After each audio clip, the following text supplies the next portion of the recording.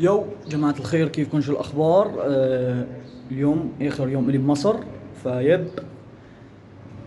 كانت أيام حلوة كتير، بس أيام البشعة كانت أكتر بألف مرة. كنت عم بصور ودعت رفقاتي على 24، بس بالأخير ضرب الكارت وراح كل العذاب على الفاضي. بس في نقطة استفزتني، إنه بعمرك وقت بدها تنزل لا تقول لحدا أنا نازل، لأنه بتبعتوا معك أغراض مستفزة لدرجة. فيبدأ أورجيكم بس شنطتي وأورجيكم كمية الأغراض اللي بعتتها معي العالم، لدرجة إنه واحد بيعت لأمه مانجا. مانجا؟ عم تبعت لأمك مانجا؟ من كل عقلك عم تبعت مانجا لأمك؟ فالمهم أورجيكم شنطتي وأورجي الشناتي الباقية للعالم. شوفوا أنا شنطتي، هي شنطتي بس، فقط لا غير. بوكسر مين هاد؟ فالمهم طيب شوفوا، نشيل هاي الشنطاية على الكتف، تمام؟ اللي حيطت فيها مانجا، وهي الشنطاية اللي حيطين فيها أكلات، وهي شنطاية فيها ألعاب وبيجامة، وخلاص شنطتي من قدامها ضروري. السلام عليكم. يو حرفيا مالي نايم غير ساعتين، صار لي يومين مو نايم، وعم استنى يجيب التيك توك مشان احط الشناتي، ولازم شي ساعة اكون بالمطار لانه الطيارة بعد ساعتين راح تقلع. اكتر حدا يوحشني في مصر انت اخويا. اجدع واحد شفته في مصر كلها اخويا والله. اقسم بالله كاش مصر كلها زعلانه عليك. احلى يوتيوبر في الدنيا حبيبي يا اخويا، مين انا ولا انت؟ انا. انت احلى يوتيوبر في الدنيا، وانا احلى دليفر صور المكن اهو ولا مصر صور في حالتي ايه.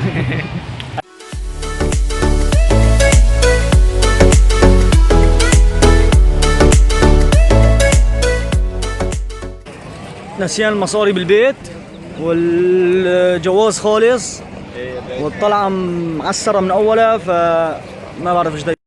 عمي السلام عليكم، احلى تحيه قصنص لعيون الكائنات الحيه. عفوا ما بعرف إيش دا يصير معي أبدا، والأمور جدا زبالة، فما بعرف إذا بدي أوصل سوريا ولا لا، للأسف. مو قلت لكم روحها معسرة من أولها، متخالف ب $100 وما عم مرقوني. عم بستنى حدا من برا من رفقاتي يجيب لي المصاري، واحتمال يروح علي التيكت، فيب طلعة كتير موفقة من أولها. وأخيرا وصلت على الطيارة. توبي آخر مرة بطلع مصر كانت سنة حلوة، بس قلت لكم كانت بشعة أكتر، وبالمطار أبشع من السنة كلها. أقلعت الطيارة وخلصت والأمور جدا بالسليم. كانت سنة صعبة مثل ما قلت لكم، بس كان فيها شغلات حلوة، تعرفنا على ناس حلوة، تعرفت على ناس ظلوا واقفين معي لآخر دقيقة بالمطار، حتى لو ما هني أنا ما كنت سافرت، يعني الله وهني ما كنت سافرت. وكانت مغامرة حلوة، بس الله ما وفقني يمكن بالغربة، وأنا بالنهاية طلعت بالأخير مشان شي بسيط كثير اللي هو اليوتيوب وبس. طلعت عملت يوتيوب ونزلت.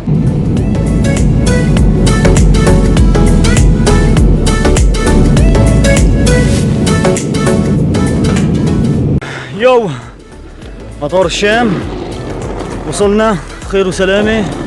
توبة ما بتنعاد ابدا. هاي احمد العبدولي، الله فيو جدا يا شريك، اجا اخذني من المطار. يا صباح الخير قلب الشام لك عمي.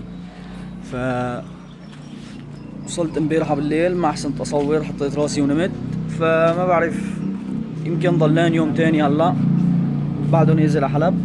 لحد الان ما شفت الميمة، بس الشوارع صايرة كتير فاضية، ما هي مثل قبل ابدا، ما هي مثل قبل ابدا ابدا. الشوارع فاضية وما في زحمة مثل اللي كانت قبل.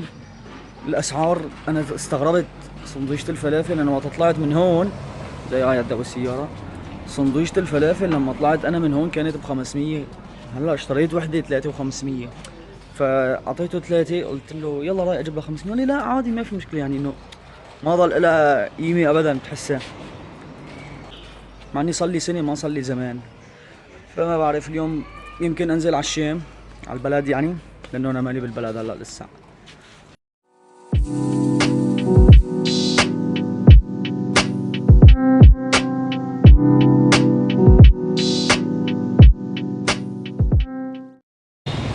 عم بتمشى هلا بالشام، انا الوحيد المبتسم، بس اما بتطلع على وجوه الناس بتلاقي كل واحد صيفين، كل واحد تحس عن جد الهم كثير ثقيل عليهم، ما في غير انا ماشي عامل هيك بس.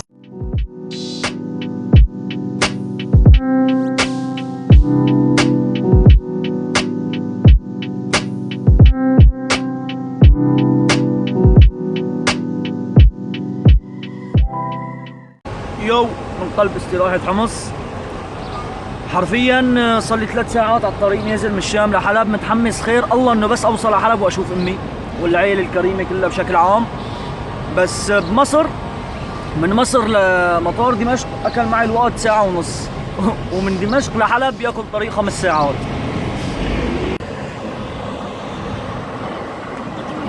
عن جد كثير متحمس انه بس اوصل لحلب واشوف الاهل، والله يطعمها لكل مغترب عن جد. ايوه صحيح، قمة التعب مبينة علي، اقسم بالله يمكن صار لي يومين مالي نايم غير 3-4 ساعات، تعبان خير الله، كثير كثير تعبان. بدي بس اصل اشوف الاهل اتحمم وانام بس.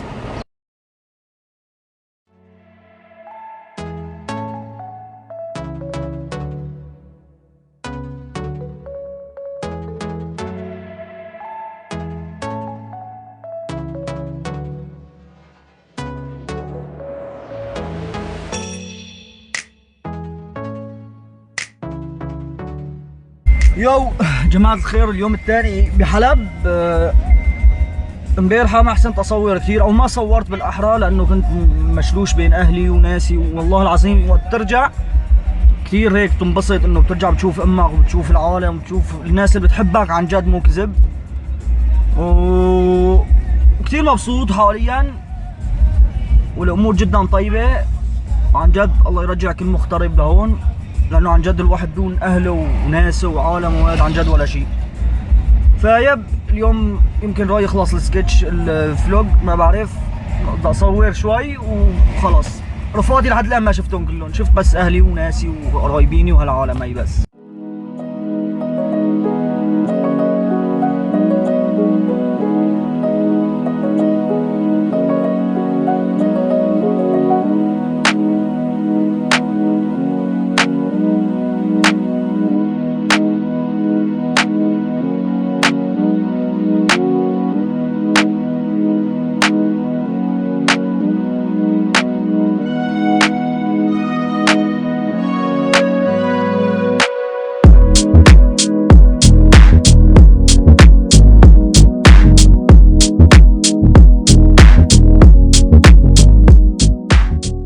يو جماعة الخير، مثل ما شفتوا هذا هو الفلوج كان، بس للأسف يعني ما كان مثل المخطط اللي ماشي ببالي أنا. أول شغلة احتراق كرت الذاكرة اللي كان بمصر، تاني شي يمكن تشوفوا كتير أغلاط بالفلوج يمكن لأني أول مرة بصور فلوج. ثالثا ما أحسنت أصور كتير لأنه بسوريا شوي بتعرفوا التصوير ضعيف، ما تحسن تصور كتير وتاخد راحتك. لما بتكون ماشي بالشارع بتلاقي العالم عم تطلع فيك وقت بتكون عم بتصور والوضع شوي متكركب. فيب بعض الاشخاص منكم سألني انه كاج ليش نزلت، كاج انت هنيك كان احسن لك. صديقي انا طلعت لهنيك مشان اليوتيوب بس، طلعت اعمل يوتيوب وانزل بس. اما بالنسبة للشغل هنيك، اما الوضع هنيك ما بعرف. انا اول فترة طلعت فيها كان الوضع كتير حلو، بعدين الامور صارت مي حلوة ابدا، وما بقى تحسن تظبط امورك انت كشاب ابدا هنيك. فنزلت طلعت، وبالاخير انا وحيد، لا علي جيش لا علي عسكرية لا علي شيء ابدا. فقلت خلاص هيك انا طلعت عملت اليوتيوب ونزلت بكمله هون وخلصت. ان شاء الله يكون عجبكم الفيديو، لا تنسوا تحطوا لايك وتشتركوا بالقناة وتفعلوا زر الجرس. وجاي شغلات كتير حلوة كتير كتير، يعني ان شاء الله سنة بالكتير بنذكر بعض، وراح نكون ببداية كتير حلوة بمحل كتير حلو. ما راح نضل هون ابدا، ما راح اضل اللي هذا هو، راح تشوفوا شغلات كتير حلوة وكتير قوية. دعونا دعوة حلوة من قلبكم وبس. I love you جدا وكثيرا، لا تنسوا تحطوا لايك وتشتركوا بالقناة وتفعلوا زر الجرس. احبكم.